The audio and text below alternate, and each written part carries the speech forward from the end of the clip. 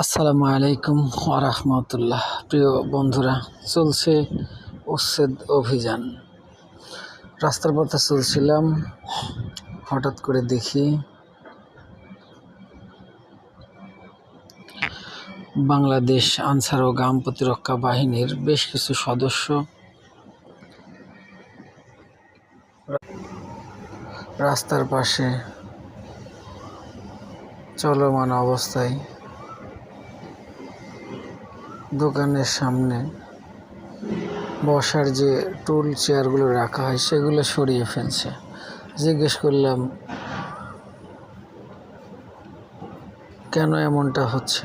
পরে বলল, ফুট ওভারব্রিজের পাশে বা রাস্তার পাশে পথ বন্ধ করে পথচারীদের চলাচল নষ্ট করে দোকানদারি করে এবং দোকানদাররা তাদের স্থানীয় এলাকার চাঁদাবাজ নেতাদের 100 টাকা করে চাঁদা দেয়।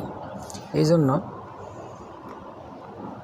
বাংলাদেশ আনসার ও গ্রাম প্রতিরক্ষা বাহিনীর সদস্যরা এটাকে উচ্ছেদ অভিযান কর্মসূচি চলছে পথ ক্লিয়ার রাখার জন্য এবং সাধারণ মানুষ যাতে চলাচলের কোনো বিঘ্নতি না ঘটে।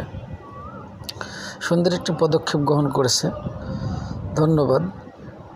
এটি Shahbag metro rail station, PG হাসপাতাল ও বার্ডেন হাসপাতালের সামনের ঘটনা। আমি ভিডিওতে চিত্রটি তুলে ধরলাম। প্রিয় বন্ধুরা, অবশ্যই পেজটিকে ফলো করুন। ধন্যবাদ।